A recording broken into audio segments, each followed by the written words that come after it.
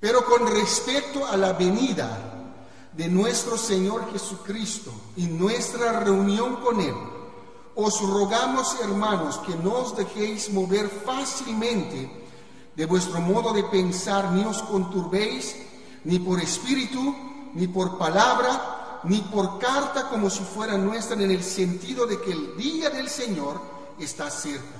Nadie os engañe en ninguna manera, porque no vendrá sin que antes venga la apostasía y se manifieste el hombre de pecado, el hijo de perdición. Muy bien, vamos a orar en esta mañana. Señor Dios, queremos darte gracias por tu presencia con nosotros. Y Señor, ahora queremos pedirte para que tú nos enseñes a través de tu palabra. Ministra tu palabra a nuestros corazones de acuerdo a cada necesidad en esta mañana. En el nombre de Jesús. Amén. Muy bien. Hace un par de semanas atrás empezamos con este texto. Y hemos dicho que hay dos cosas que el apóstol Pablo está hablando acá. Vean conmigo nuevamente el versículo 1. Pero con respecto a la venida de nuestro Señor Jesucristo. Hemos estado hablando estas semanas y los hermanos han estado hablando de la venida del Señor Jesucristo, lo que va a suceder cuando venga el Señor Jesús. Han hablado, hemos visto que no va a venir esta venida sin que antes sucede dos cosas. Versículo 3, porque no vendrá sin que antes venga ¿qué? La apostasía. La apostasía es abandono de la fe. Personas que un tiempo han estado creyendo en Cristo Jesús, predicando la sana doctrina, ya no lo van a hacer más porque van a empezar a seguir otras doctrinas, doctrina de demonios, dice el apóstol Pablo en el libro de Timoteo, y van a empezar a predicar y creer esto. Y la segunda cosa que va a suceder es la manifestación del hombre de pecado, el hijo de perdición, en otras palabras, el anticristo. Entonces, cuando el anticristo se manifiesta y tiene todo su auge, cuando está en toda su fuerza, haciendo toda la maldad que se le ha permitido hacer, en ese momento va a venir nuestro Señor para poner fin al pecado y a este hombre de maldad. Hemos visto también que ha sido un hombre, que va a ser un hombre totalmente poseído por Satanás. Él va a actuar bajo el poder de Satanás. Entonces todo lo que es Dios, todo lo que es santo, Él va a ir en contra de eso. ¿Por qué? Porque su meta es de enseñar y cortar toda la doctrina de Dios de sobre la tierra. Y muchas personas van a creer, muchas personas van a caer en su enseñanza y muchos van a ir a la perdición.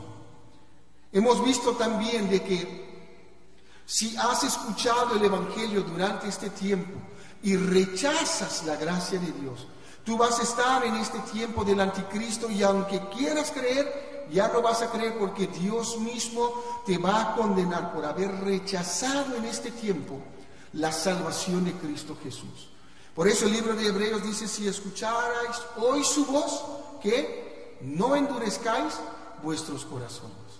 El corazón puede estar duro, pero esa dureza me puede llevar a la perdición eterna y a sufrir todo lo que está escrito en la palabra de Dios. Observe conmigo el versículo 2, la última parte, donde dice, en el sentido de que el día del Señor está cerca. Este término día del Señor es bien amplio. Está hablando del tiempo en que Dios va a derramar todos sus juicios, toda su ira sobre el mundo por haber rechazado y matado al Señor Jesús. Dios va a condenar a las naciones por la forma como han tratado al Jesucristo durante este tiempo. Y Dios va a condenar a todos los humanos por haber rechazado la gracia de Cristo Jesús. Eso la Biblia llama el día del Señor. Ahora nuevamente versículo 1 conmigo. Pero con respecto a la venida de nuestro Señor Jesucristo y nuestra reunión con Él. Pablo está separando estos dos eventos. Aunque todo está en la segunda venida, como la segunda venida, pero hay dos partes acá. Uno es la venida del Señor Jesús cuando Él viene y el día del Señor, viniendo cuando el anticristo está reinando. Y otro es nuestra reunión con Él. Ahora, hay muchas teorías en cuanto a que si la iglesia va o no va a pasar durante la tribulación y va a estar debajo de la autoridad del anticristo, bajo su dominio. Algunas personas piensan que sí, y piensan de que el anticristo va a luchar contra los creyentes y los va a vencer y los va a matar. Otros piensan de que el Apocalipsis está dividido en dos partes: 3 años y medio de paz y 3 años y medio de juicios, como explica los últimos capítulos de Apocalipsis. Entonces piensan de que en los primeros 3 años y medio va a haber simplemente paz, y que no va a haber sufrimiento, no va a haber persecución y nada durante esos 3 años y medio. Y ellos piensan que la iglesia puede estar durante esos 3 años y medio y aún experimentar el anticristo. Pero antes que empieza Él a matar a todas estas personas, el Señor va a venir y sacar a su iglesia. Esa es la segunda posición. Y la tercera posición es de que creen de que la iglesia va a ser arrebatada antes de la tribulación, antes que se manifieste el anticristo. Y se basan muchos de ellos en lo que dice el versículo 6 del capítulo 2, y dice: y ahora vosotros sabéis lo que lo detiene, a fin de que a su debido tiempo se manifieste, porque ya está en acción el misterio de la iniquidad, solo que hay quien al presente lo detiene hasta que él a su vez sea quitado de en medio. ¿Vieron? Entonces piensa que él, y explican de que él se refiere al Espíritu Santo. Y el Espíritu Santo mora en el creyente, ¿ya? Yo soy de la posición de que yo creo que la iglesia va a ser arrebatada antes de la tribulación. Y yo creo que se está refiriendo al Espíritu Santo que está morando dentro del creyente. Ahora, el cuerpo es el templo del Espíritu Santo, habitación del Espíritu Santo. La iglesia lo conformamos todos nosotros que hemos creído en Cristo Jesús. Aquí somos una iglesia local, La Roca, pero la iglesia de Cristo son todas las personas que alrededor del mundo han puesto su fe en nuestro Señor Jesucristo, lo han recibido en su corazón como su Salvador y viven y lo sirven fielmente tal como lo hacemos nosotros. Entonces, la iglesia va a ser arrebatada, va a ser sacada para que el misterio o para que la iniquidad pueda dar su curso libre. Hasta ahora hay maldad en el mundo, hay iniquidad, pero no se puede desenfrenar porque hay quien al presente lo detiene. Y evidentemente es el Espíritu Santo de Dios que está aquí en el mundo. Pero una vez quitado o sacado el Espíritu Santo, entonces el anticristo y este mundo va a quedar bajo el dominio de Satanás.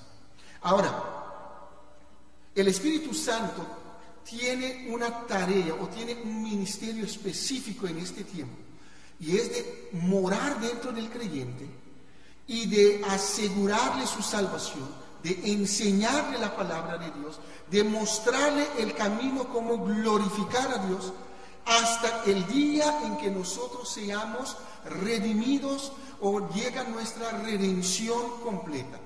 Dios, a través de Jesús, nos ha redimido, nos ha sacado del mercado del pecado, como muchas veces he explicado, nos ha libertado, ha cortado el poder del pecado sobre el creyente.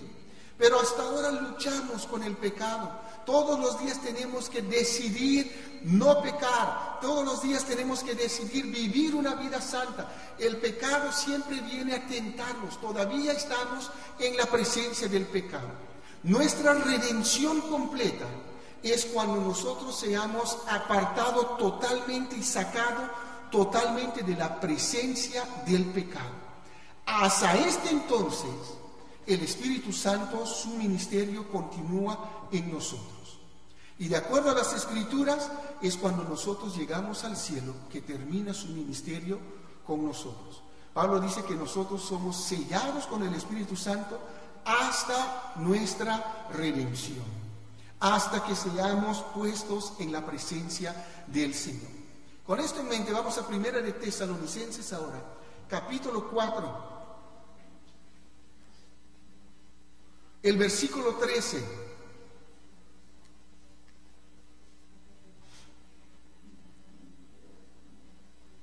Tampoco queremos, hermanos, que ignoréis acerca de los que duermen, para que no os entristezcáis como los otros que no tienen esperanza.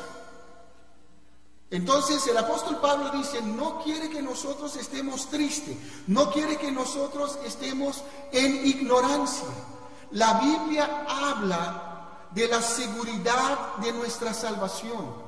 La Biblia nos asegura de que cuando nosotros entregamos o depositamos nuestra fe en la persona de Jesús y en la obra que Él hizo por nosotros en la cruz del Calvario, que de verdad somos salvos por toda la eternidad, y de que Cristo es fiel para guardar ese depósito, para guardar nuestra salvación. Entonces, no es de que, bueno, yo acepto a Cristo hoy y mañana ya no quiero aceptar a Cristo. Yo no puedo estar en esa posición. ¿Por qué? Porque la salvación es segura, es eterna, es un regalo de Dios. Si uno está en el juego de, bueno, hoy día sí acepto y mañana no acepto, es porque no has entendido y nunca has aceptado a Cristo todavía. Así que te recomiendo y te exhorto que puedes ponerte serio en cuanto a lo que es tu alma, la seguridad de tu alma, y aceptar a Cristo de una vez para siempre. Pero una vez que lo hemos hecho de corazón, la Biblia nos asegura de que hay seguridad, seguridad eterna, y podemos estar seguros de que Cristo va a guardar nuestra salvación. ¿Cómo lo sabemos? Por la presencia del Espíritu Santo. Él es nuestra garantía. Él es las arras de nuestra herencia. Nuestra herencia es que vamos a vivir en el cielo con Jesús. Así que Pablo dice, tampoco queremos, hermanos, que ignoréis acerca de los que duermen. El libro de Tesalonicenses, aquí Pablo está respondiendo preguntas. Muchos creyentes empezaron a morir. La palabra dormir acá es morir físicamente, pero Pablo lo habla como el sueño de espera del creyente, hasta que Cristo venga a levantarle nuevamente de ese sueño. Entonces le preguntaban al apóstol Pablo, ¿qué pasa con las personas, nuestros seres queridos, que han creído en Cristo y están muertos? Entonces Pablo habla de que nosotros no debemos estar en ignorancia acerca de eso, como los otros que no tienen esperanza. Hay personas que mueren sin Cristo y no hay esperanza para ellos. No interesa cuán buenas personas han sido durante su vida aquí en la tierra. No interesa cuántas personas han ayudado. No interesa cuántas buenas obras han hecho. Si no han aceptado a Cristo, no hay esperanza para tal persona.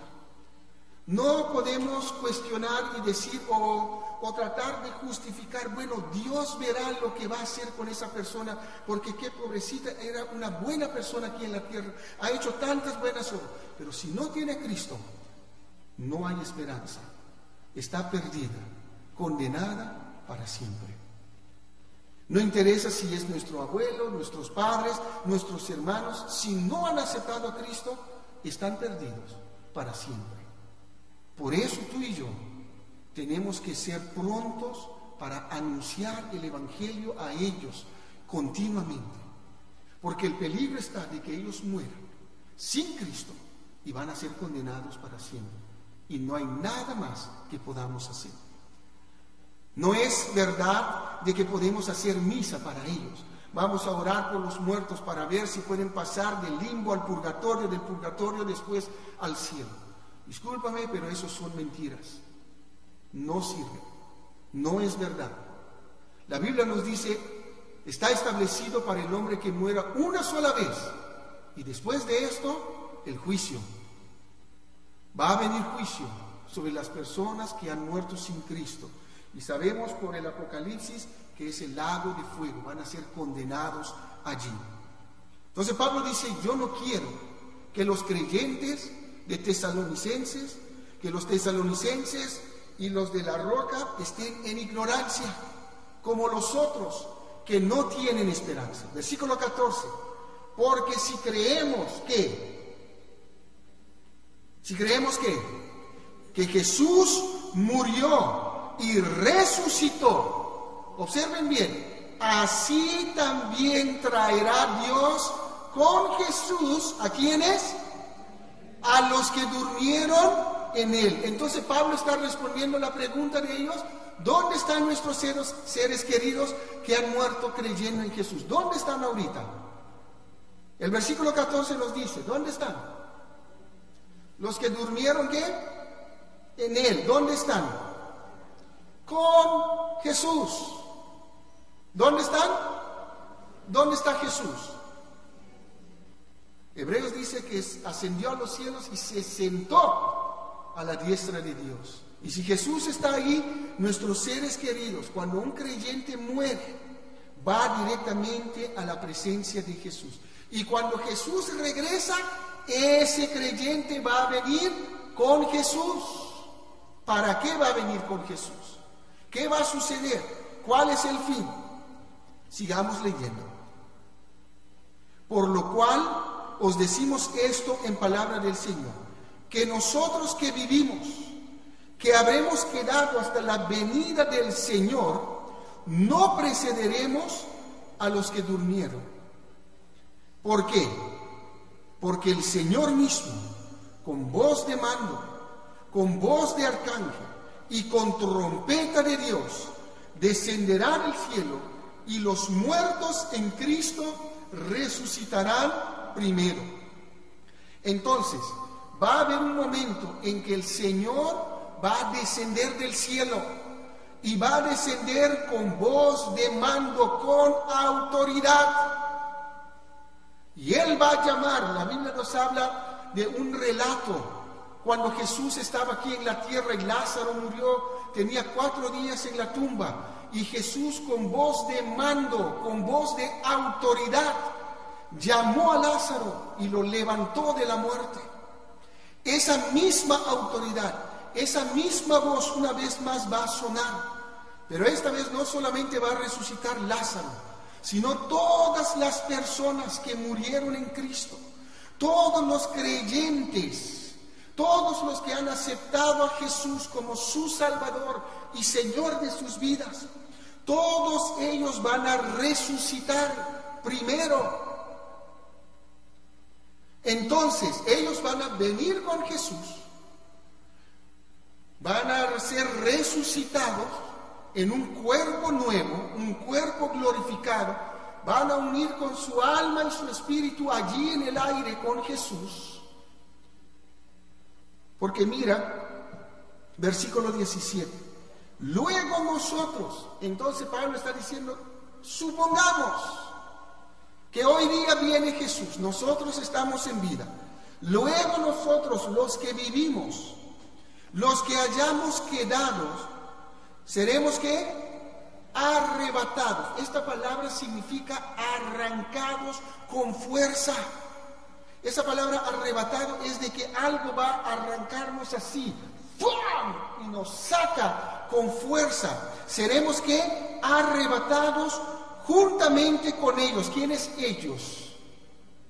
¿Quién? Los muertos que acaban de resucitar. ¿Dónde vamos a reunirnos con ellos? En las nubes. ¿Vieron? Entonces es una venida repentinamente del Señor Jesús. No va a tocar el planeta Tierra. Desde las nubes va a llamar con voz de mando, con voz de arcángel, con trompeta de Dios. Él mismo va a descender del cielo. Los muertos en Cristo resucitarán primero. Después nosotros seremos ¿qué? Arrebatados con ellos en las nubes para recibir al Señor, ¿dónde? En el aire. y así estaremos siempre con el Señor. Ponga su dedo ahí, vamos a 1 de Corintios, capítulo 15. Pablo va a ampliar un poquito más este tema. 1 de Corintios, capítulo 15.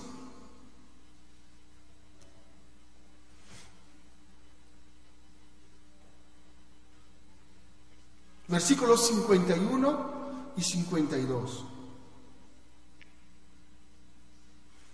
Y mientras voy leyendo este versículo, le voy a pedir a Oscar que me ponga esa canción número 2 que dejé. Y yo quiero que ustedes imaginen, porque va a haber mucha trompeta en esta. Bájale un poquito. Y después, cuando empieza a cantar el coro, pues quiero que se imagine que estamos ya en el cielo con el Señor. Dice así: he aquí os digo un misterio, no todos dormiremos, pero todos seremos transformados. En un momento, en un abrir y cerrar de ojos, a la final trompeta, porque se tocará la trompeta, y los muertos serán resucitados incorruptibles, y nosotros seremos transformados. Sube más.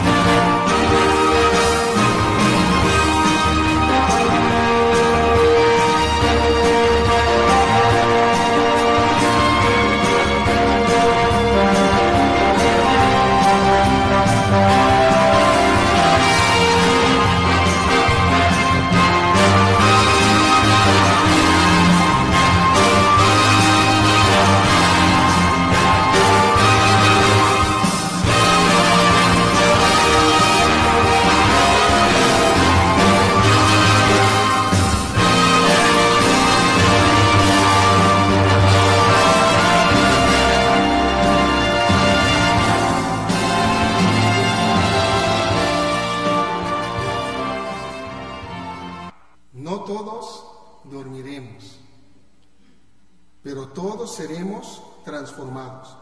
Ahora escúchenme, en un momento, en un abrir y cerrar de ojos, a la final trompeta, porque se tocará la trompeta, y los muertos serán resucitados incorruptibles, y nosotros seremos transformados.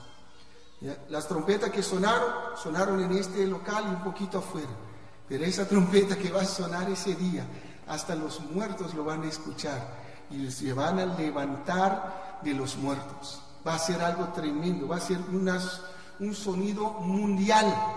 Todos alrededor del mundo, no importa dónde estén enterrados, si están en la barriga del tiburón, de la ballena, no interesa, van a escuchar esa trompeta y van a resucitar. Los muertos en Cristo resucitarán primero. Nosotros vamos a ser ¿qué? Transformados. Esa palabra transformación es de quitar lo viejo y poner algo nuevo. Son sucesos rápidos. Pablo habla, lo pone en esta palabra, en un abrir y cerrar de ojos, ¿no? Así como la hermana Roxana está haciendo, así, ¿no?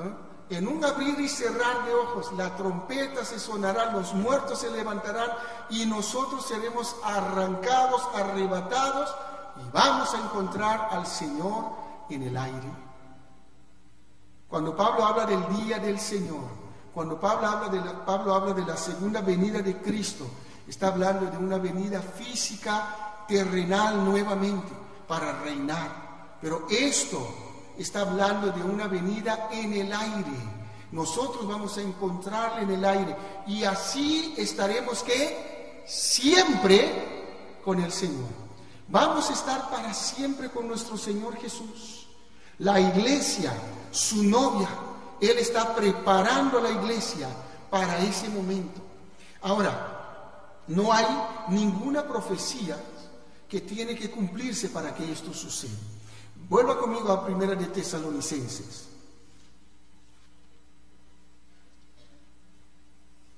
Primera de Tesalonicenses, capítulo 4,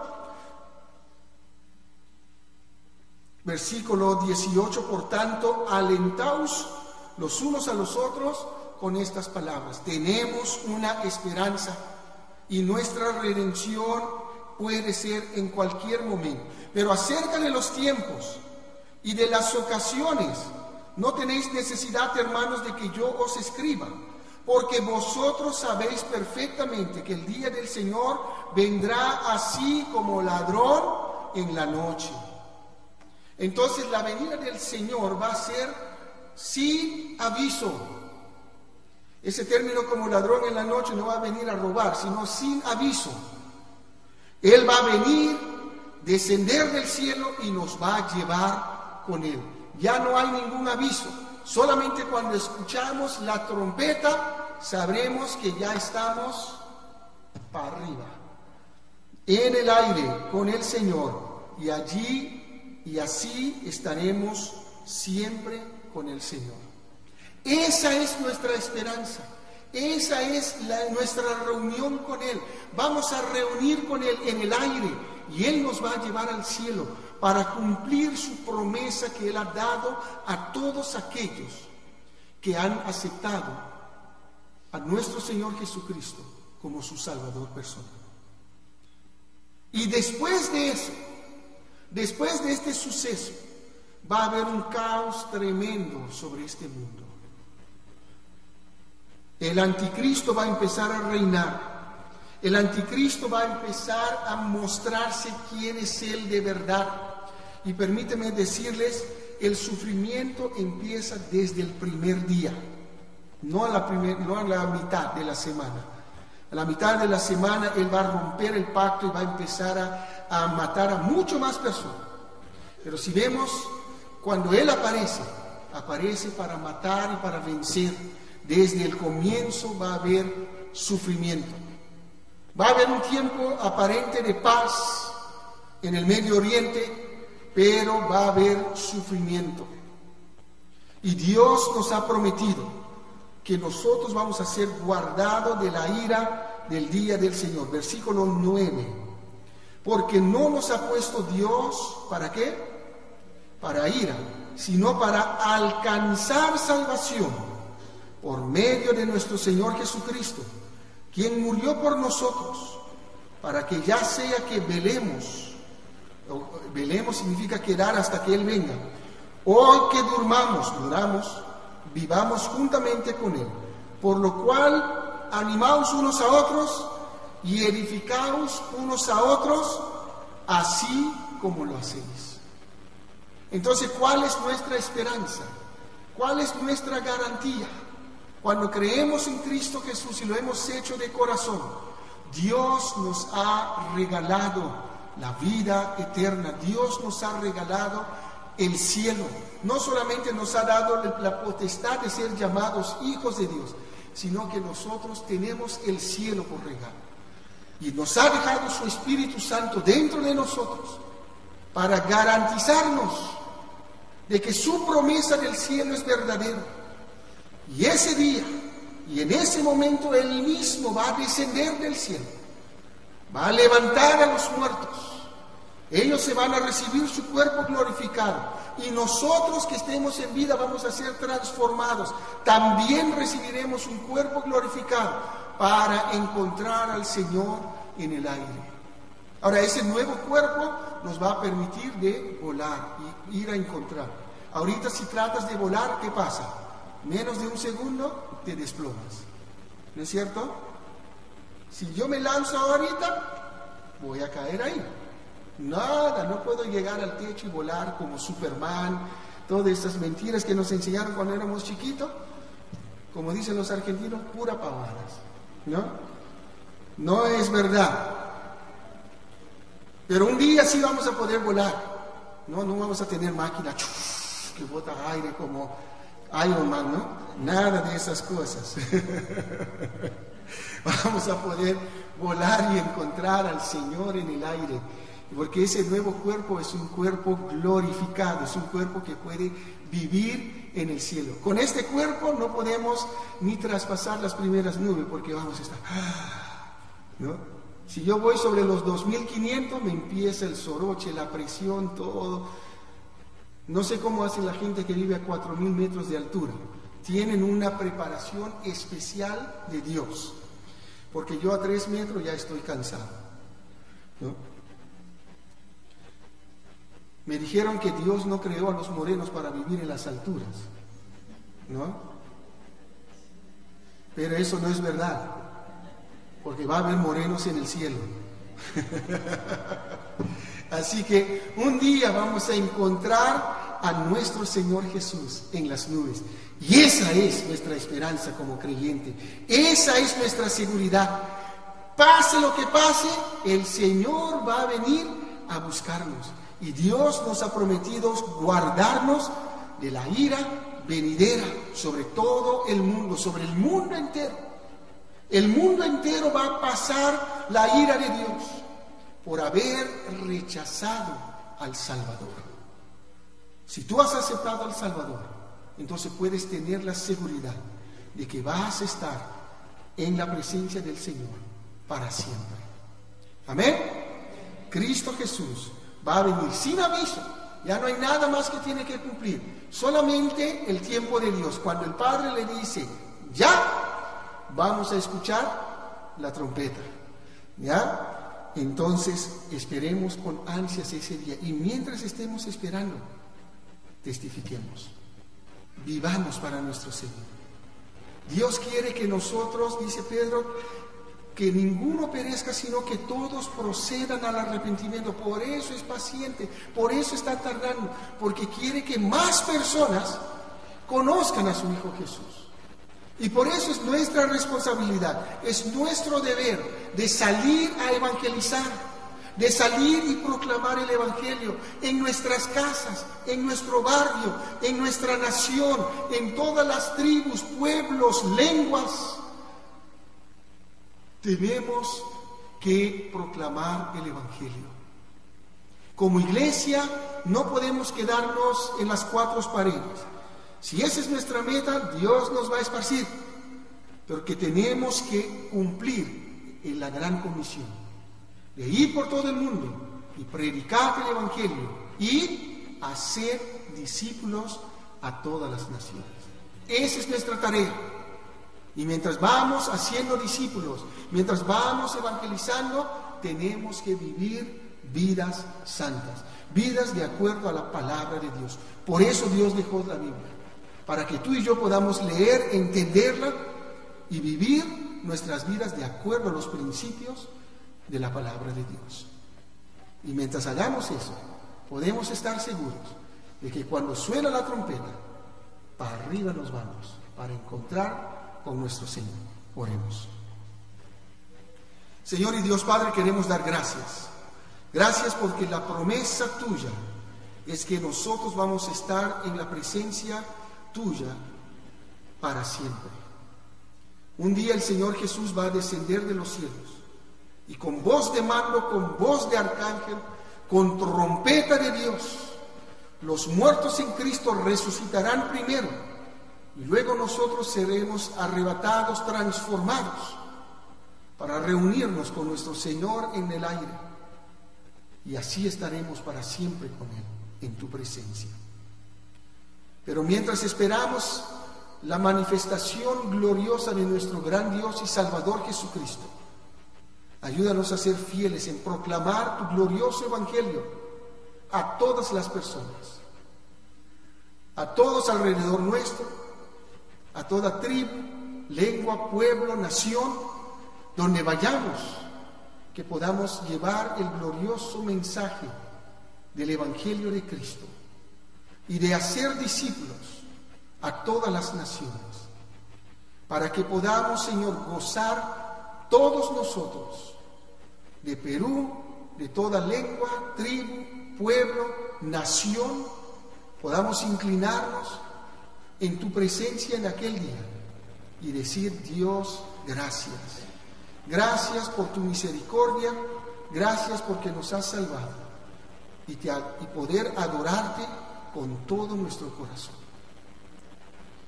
Pero mientras tanto, ayúdanos a vivir vidas agradables, vidas santas, mientras estemos esperando tu venida. Así, con nuestras cabezas inclinadas y los ojos cerrados.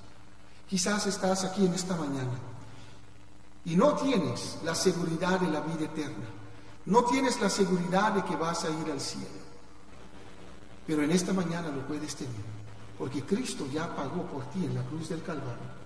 Jesucristo ya murió por tus pecados y Él ya resucitó. Dios ya aceptó su sacrificio para que tú y yo pudiésemos tener perdón de pecados. Y si tú de todo corazón crees en Jesús como el Dios encarnado, que vino a este mundo y tomó tu pecado y lo crucificó con Él allí en la cruz, derramando su sangre para quitar tu pecado, y fue sepultado y resucitó al tercer día, si crees en Él, entonces vas a recibir vida eterna y el cielo por regalo. ¿Cómo se hace? Tú tienes que hablar personalmente con Dios y decirle: Dios, yo creo en Jesús, tu Hijo. Yo creo que Jesús murió por mí. Yo creo que Él pagó por mis pecados. Yo creo que Él quitó mi pecado y por lo tanto acepto su perdón y su salvación. Pero lo tienes que hacer con fe, creyendo en la persona de Jesús, no en tus propios méritos, porque nosotros estamos perdidos, pecadores, sin esperanza. Pero Dios quiere darte una esperanza en esta mañana. ¿Por qué no oras tú ahora a Dios? Y dile ahí en tu corazón: Dios, yo creo en Jesús. Yo creo lo que Jesús hizo por mí en la cruz del Calvario. Yo creo que Él murió pagando por mis pecados. Yo creo que Él derramó su sangre para quitar mi pecado. Y yo creo que Él resucitó de la muerte para darme perdón y vida eterna y victoria sobre el pecado. Dios, en esta mañana te quiero pedir que me perdones por todos mis pecados. Y ahora abro toda mi vida a Cristo, para que Él entre en mi vida y me limpie de mis pecados, y que me ayude desde hoy en adelante a vivir una vida para ti. Dile así a Dios: Dios, perdóname por todos mis pecados. Abro mi vida a Cristo para que entre en Él, para que sea mi Salvador y para que me ayude a vivir una vida agradable a ti. Quizás hay alguien que de todo corazón en esta mañana ha hablado así con Cristo y le ha pedido perdón y le ha invitado a entrar en su vida como su Salvador. Me gustaría orar pidiendo la bendición de Dios sobre tu vida. Te quiero pedir un favor: ahí donde estás sentado, parado, indícamelo levantando tu mano. Yo lo voy a ver desde acá y quiero orar por ti. Si de verdad, gracias, que Dios te bendiga. ¿Quién más? Sí. ¿Quién más? Sí, gracias a Dios. ¿Hay alguien más? Sí, sí, sí, gracias a Dios. ¿Quién más? Sí, gracias a Dios.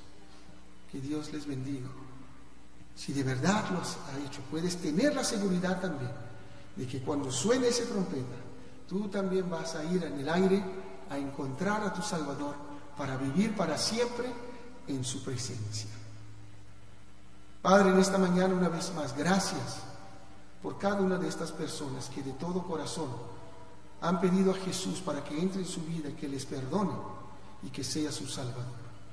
Te pedimos, oh Dios, ahora que podamos darle, Señor, la seguridad a través de tu palabra y que sus vidas sean cambiadas por el poder de Dios y que puedan vivir vidas para ti hasta que vengas a buscarnos o hasta que nos reunamos en tu presencia. Bendice a